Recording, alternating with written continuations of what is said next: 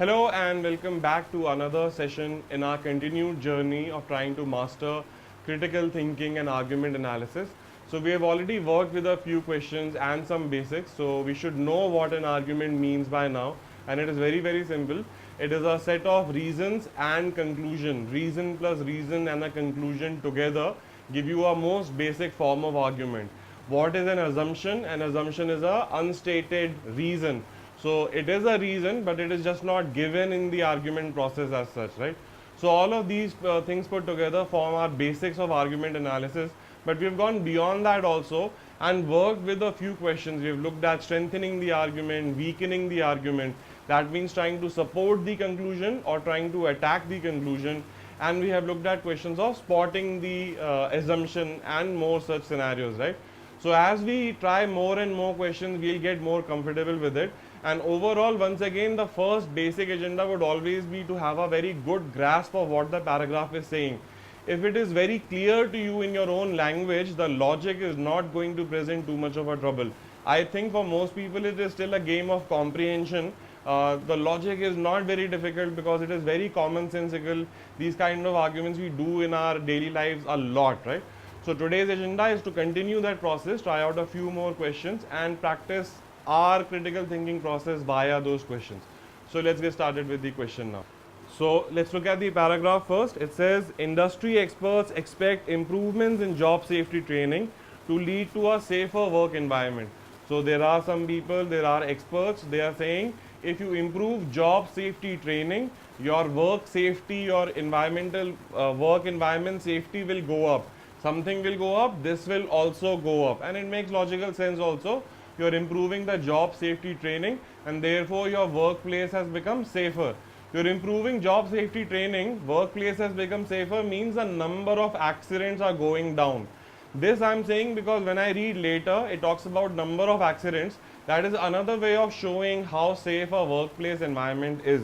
So my first statement, let me rephrase, paraphrase it for myself in my own language.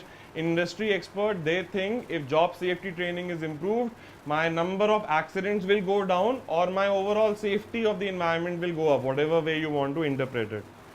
A recent survey indicated, however is a very important keyword for us, because if we have understood the power of conjunctions, just stopping at this word tells me something opposite is going to happen. So we were expecting that when job safety training goes up, number of accidents will go down. Probably in the words following, however, job safety training will be done, yet the accidents will happen. And that is what exactly is there in the paragraph. It says, however, that for manufacturers who improved job safety training during the 1980s, the number of the on-job accidents tended to increase in the months immediately following the changes in the training program. Summarize it for yourself, this long sentence. It basically means that even though you did job safety training, the number of accidents went up. So this is the story. Industry experts think that if you do job safety training, the number of accidents will go down. That means the workplace will become safer. And the reality in a particular survey shows from the 1980s or whatever, that even though job safety training was done, the number of accidents went up. Now what is my question? My question is, which one of the following, if true, most helps to resolve the apparent discrepancy above? So first of all, I should understand what this word discrepancy means. You can see the stories are not matching with each other, right? In a logical universe, everything will fit together rightly. Here, experts are thinking if you increase this, this will increase. But in reality, when this is increased, the other thing is going down, or some vice versa thing is happening. So you have to find some information which will help you resolve this difference and put these two pieces together. A simpler example would be, let's say your family gave you 100 rupees for a job to be done in the market, right? And they said, bring this and buy this and come back. You came back and you said all the money is over. They said, give me the bills, but you could only give them bills worth 83 rupees. So 100 rupees was given to you, but you have bills for only 83. Where is that remaining 17? So there is a discrepancy in the story. They gave you 100 rupees, but you can only show accounts for 83. But suddenly you find a small bill in your pocket for 17 rupees, or you remember 17 rupees was a fare for the auto. Once you find the 17 rupees detail, the discrepancy will be resolved, right? Because now the story is okay, there is no logical problem with it. So a very similar thing you have to do in this question. and you can start thinking on your own, or you can look at the options. And even if the first option is wrong, it will give you a direction to think in maybe, right? So let's look at the first option. A similar survey found that the number of on-the-job accidents remained constant after job safety training in the transportation sector was improved.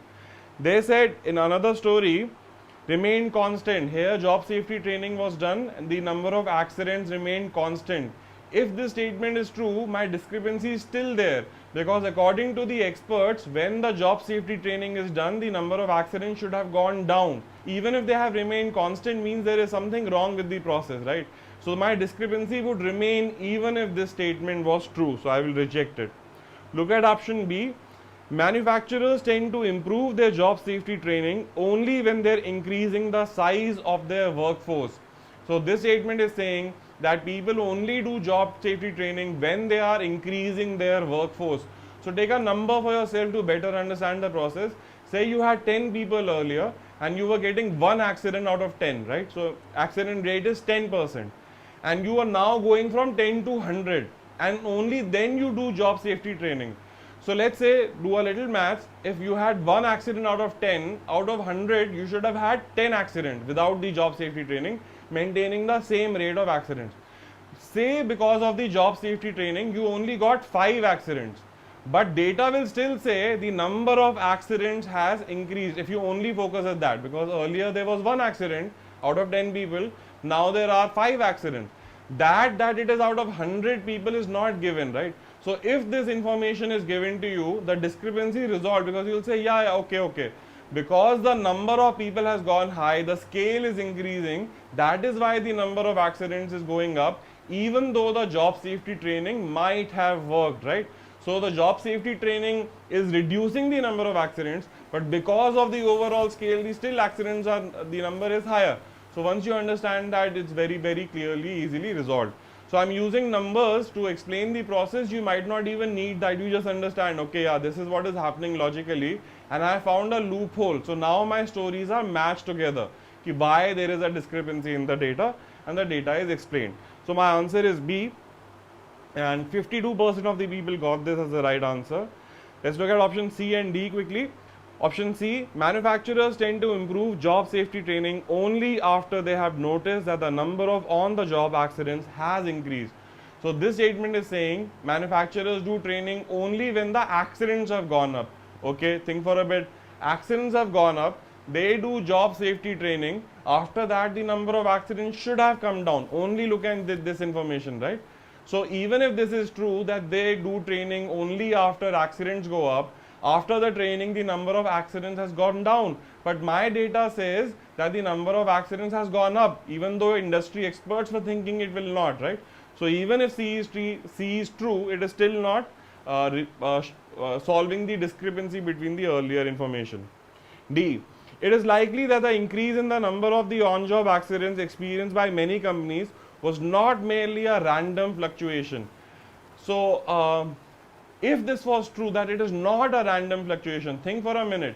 If it was a random fluctuation, actually your discrepancy would be resolved. You would say, no, that was just one data in the 1980s for 5 years for some other reason, maybe because of environment or psychology or whatever was happening in the world, but everywhere else our data is consistent. But here it is saying, no, this data was not random fluctuation. That means this data was serious data. That means my discrepancy remains the way it was, right? So it has not resolved it for you. So if nothing else, understand what this question means. It means that there is these pieces of information which are not making sense together. You find the third piece and together all of them will make sense. And my answer would be option B. So let's look at the next question now. And if I notice one more thing, in the previous question, it was related to numbers and being able to understand the relationship between numbers. So very similar to maybe maths questions, not in terms of building equations, but very similar approach in terms of thinking logically, right? So next question is also like that. Raisins are made by drying grapes in the sun. So we understand the statement, you have grapes, you dry them in the sun and you get raisin. Although some of the sugar in the grapes is caramelized in the process, nothing is added. So you have this first part of the information, grapes is converted to raisin, some sugar is caramelized, nothing is added. Okay, very good, easy statement so far. Moreover, the only thing removed from the grapes is the water that evaporates. So it is also telling you that when you convert a grape into raisin, only thing going out is water. And it also says that water has no calories or nutrients. Okay, seems like a simple enough story so far, right? Now it says the fact that raisins contain more iron per calorie than grapes do is thus puzzling. So this is the puzzle, that you go from grapes to raisins. We are talking about iron per calorie, and you have iron per calorie. You're saying iron per calorie in the raisin situation is higher, right? And a further part of the puzzle is that only water is removed. There are no calories in the water, no nutrients in the water, nothing is added. So how is it that this ratio is higher than this ratio when nothing was removed, nothing was added? If I pay attention to the paragraph and the very first line, I can see a clue there. It says some sugar is caramelized, and says sugar had some calories, and some part of that sugar got caramelized. I do not know, or let's say nothing is given about whether that caramelized sugar has calories or not. So maybe there is a gap in the information that I can use to solve this puzzle, but this is overall my story. And if I look at this ratio and I'm saying this ratio is higher than this ratio, it means either that the iron is going to be way higher than this iron, or the calorie is going to be lesser than this calorie. For example, I say 7 out of 10 and 7 out of 8. So say calorie went from 10 to 8, iron is the same, this ratio will be higher, and you will say iron per calorie is higher in raisin. So if you just think of the basics of ratios, maybe it will give you even a couple of other hints in terms of in which direction to think. Because if I understand that, then I know, okay, nothing is going out, nothing is coming in, I have no information about iron, and this ratio is increasing. So one of the possibilities is the calories is going down. If I can find some reasons in this process, in the conditions given, to find why the calories are going down, I will know this problem will be, the puzzle will be solved. So let me look at my options now. Another thing that you have to remember is that only one option is correct. That means the rest of them are fairly nonsensical. That even if they appear very close to you, you have to understand that the teacher has just made them for fun or to play around with you, right? And a lot of times they're completely irrelevant and illogical, and most of these options here are like that. A, and 22% of the people mark this option. Since grapes are bigger than raisins, it takes several bunches of grapes to provide the same amount of iron as a handful of raisin does. Even if this is true, that a lot of grapes are required to give you the same iron as a few raisins do, my focus was trying to understand why from grapes to raisin, the iron per calorie increases.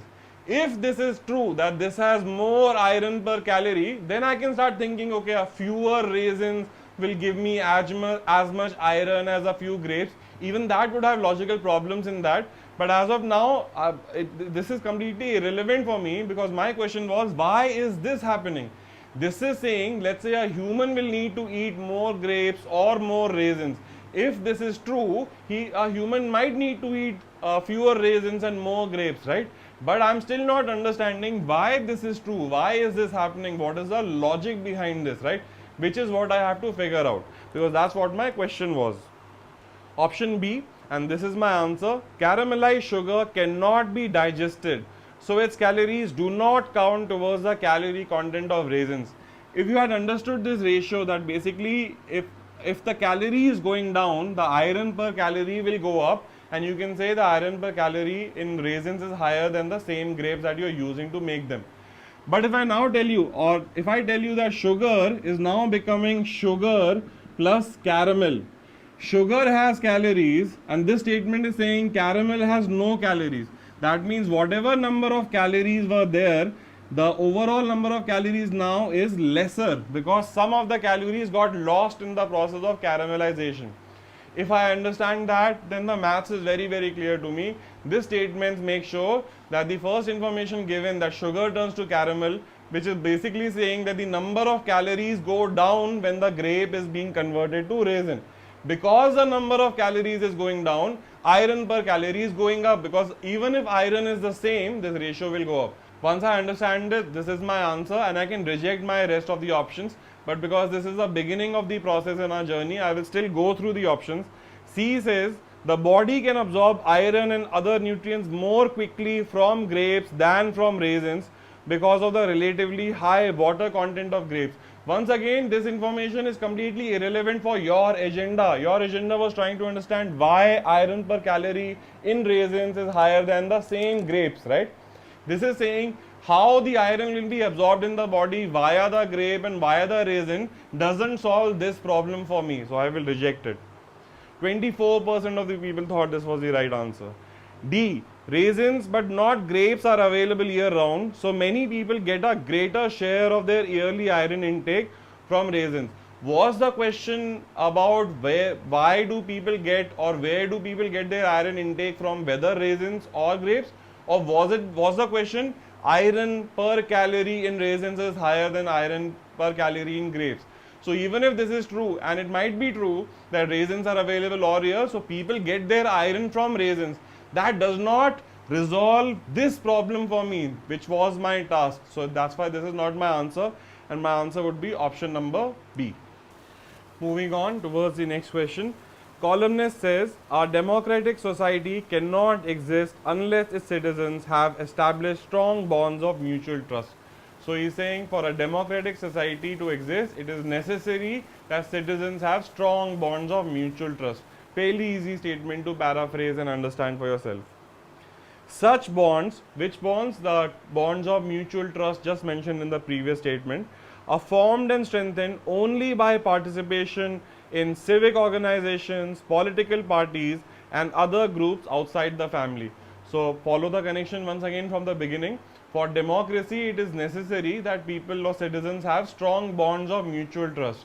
And he's saying it is necessary for people to step out of their families and participate in these organizations to develop that trust. So I can see the connection now also without even reading any further. That means participating, stepping outside of the family and participating in political parties, civic organizations or whatnot is necessary for democracy. Can I make that jump now? Yes, I can. Why? Because I have a connection. I say I step outside, there is a mutual trust. From mutual trust is good for democracy. Therefore, me stepping outside of my family is good for democracy. So I should be able to make these logical connections so far, right? Then it says, it is obvious then. That means he's using the above information as reasons, and now he's going to conclude something. He's saying it is obvious then that widespread reliance on movies and electronic media for entertainment has an inherently corrosive effect on democracy. His conclusion is that watching movies and using electronic media is negative for democracy, not destroying democracy or anything, but has a negative effect on democracy. So even before going towards the question or reading what the question is about, there should be questions in your own head. How is he going that watching films is negative or bad for democracy, right? Because I saw the connections earlier. Going outside develops trust. Trust develops democracy. So I saw that flow there. But how is he going that watching film is bad for democracy? That means there is another reason that he is assuming but not telling us. There is a reason which is part of his logic, but he's not sharing with us. And it will be very clear if we see the process. So look at, let's say, participation. This is nothing but a, let's say, a paraphrasing of that whole long sentence, that when you go outside and participate in civic organization, etc., there is trust happening. So participation improves trust, and trust improves democracy. So I see that there is a connection. I see why going out I can directly jump to democracy, let's say. But he's saying film and electronic media bad for democracy. Something negative is going to happen. How is he jumping from here to here? So I can see that he might be connecting it with participation, that if you watch films and use electronic media a lot, you will not go outside of your home and family and participate with the world. Therefore, trust will not be good. Therefore, democracy will suffer a little, right? or he's thinking that maybe those people who watch film and electronic media too much, they have trust issues, and because of that trust there will be problem with democracy.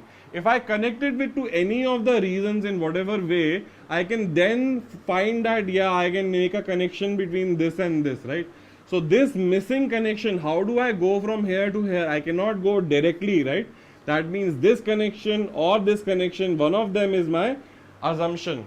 So this picture should be clear to you even before you start looking at the options, and these kind of questions and this connection, that missing link. Mr. Sharma's son is a scientist, therefore he must be smart. How did you go from scientist to smart? How did you go from film and electronic media to there will be a problem in democracy, right? So this is the connection that we have to find, and this is what we mean by spot the assumption, right? So now let's look at the question and the options. Which one of the following is an assumption on which the columnist's argument depends? That means which one is necessary to make the logic more complete and cohesive. So look at option A. Anyone who relies on movies and electronic media for entertainment is unable to form a strong bond of mutual trust with the citizen. Unable altogether. He is saying anybody who watches movies or electronic media is unable to form trust. Do I have to assume that much? Do I have to assume that big that they will not be able to form any trust at all? And everybody, my paragraph said widespread use of film and electronic media. That means if a lot of people do it, there is a negative effect on democracy, right? Here it is saying if anybody who watches movies and uses electronic media cannot have trust at all. It is too big an assumption. And once again, if there were no better options, maybe I would have gone for it. But let me look at my other options because there is a better answer there. So why am I rejecting this? And I know why some people might see, because they are saying, yeah, a connection between films and trust is established. Therefore, a connection between films and democracy is also established. And therefore, this assumption might be right? But it is too big an assumption, and that much was not needed. You can do this work with a smaller assumption as such, right, which you will see in a minute. Look at option B. Civic organizations cannot usefully advance their goals by using electronic media. Look at my map of the information. Is civic organization mentioned at all? No. Why not? Because civic organization was a specific of going outside of the family and participating in any organization or institution. There was civic organization, political parties, and other such things. So is the paragraph about how a civic organization might be doing something specifically? So on simply that basis, I can reject this option, B. C. Newspapers and other forms of print media strengthen rather than weaken democratic institution. Now again, you might feel that okay, he is saying films is bad for democracy, therefore, or films and digital is bad for democracy, therefore print will be good. You are deducing it, inferencing it, or thinking in your head. There is no such information given in the paragraph. If you look at the paragraph, print media is not even mentioned at all.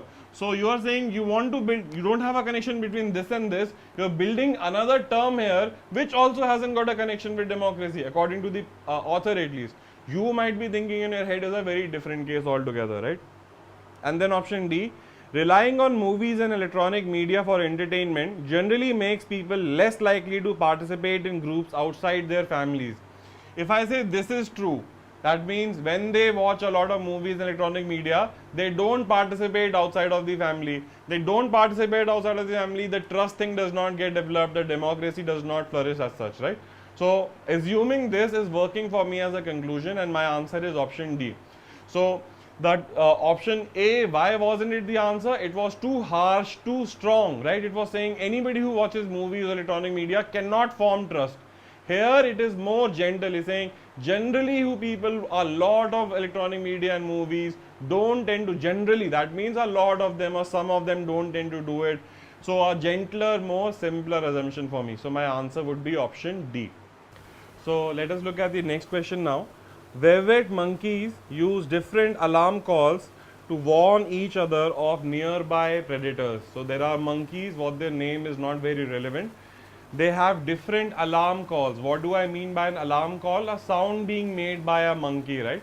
So they have a different kind of sounds depending on whether the danger comes from land or from the air, right? So maybe if the danger is coming from land, they say land, land, land. And if the danger is coming from air, they say air, air, air.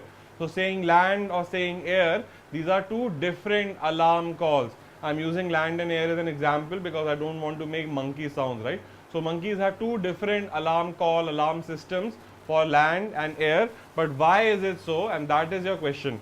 It says, which one of the following, if true, contributes most to an explanation of the behavior of web monkeys described above? So their behavior is given to you. You're trying to understand why the behavior is there. Again, on the surface, it might look very easy. Two calls for two different directions of attack. It makes sense. But again, why do you need two calls? Why not just alert, alert, alert? Whether the attack is coming from land or from air, you just have to warn the other monkey. So why are there two different sounds, right? So one of the options will help you explain why there are two different sounds, whether the rest of them will not.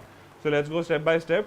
Option A, by varying the pitch of its alarm, that means different kinds of sound, a vervet monkey can indicate the number of predators approaching. That means maybe one sound for one predator, some other sound for 5 predators, right? So this option is saying there are different sounds for different number of predators. But this is still not explaining why there are two different sounds for land and air, right? It is saying there should be different sounds or there are different sounds for the number of predators. I had to understand why there are different sounds for land and air. So A is not helping me understand that. B, even though 32% people think that it is somehow. So look at option B now. It says different land-based predators are responsible for different numbers of vervet monkey deaths. For example, if a lion comes, 5 monkey dies, but if an elephant comes, 20 monkeys die. So if this is true that different land-based predators have different numbers of danger for monkeys, so monkeys should have different calls for different predators. But in the paragraph, they had different calls for land or air. The paragraph said nothing about different calls for different land-based predators. If B is true that the different predators cause different level of dangers, maybe the monkeys should have had different calls for land-based predators, right? But that is not the case. So I will eliminate that. C, no predators that pose a danger to vervet monkeys can attack both from land or air. Again, on the surface, everything seems okay, yeah, makes sense. An animal can only attack from land or from air. That means the animal cannot be attacked from both land and air simultaneously. But again, the question still remains, why does the monkey need two alarm calls? Whether it is being attacked by land or air, just saying alarm, alarm, alarm would be enough, right? Why do I need different for land or air is still not explained to me, even if I take this to be true, right? D, vervet monkeys avoid land-based predators by climbing trees, but avoid predation from the air by diving into foliage. So this is your answer. If the attack is from land, I must climb the tree, right? If the attack is from air, I must dive down. That means I need two different actions depending on whether the attack is from land or air. That means I should have two different signals for it, right? And now if I understand this, that the reaction of the monkey differs, so therefore I must tell my friend monkey, let's say I see the attack happening, I want to tell them go up, so I will say something. I want to say go down, I will say something else, because those are two different actions that are happening. If this makes sense, then the overall behavior of the monkeys makes sense, that yeah, they have two different calls because there are two different reactions to the danger that they are going to take, right? Once I understand this, then it's a fairly easy question. I just had to understand why there is a difference in the calls, and I had to notice that the rest of the options were not explaining the difference to me, even though in your head they might. But that's because of poor comprehension or not understanding or generally getting confused somewhere. Take your time, slow down, try and understand how A or B or C will help you explain why are there two different calls. None of them do, D does, and that is why that is your answer.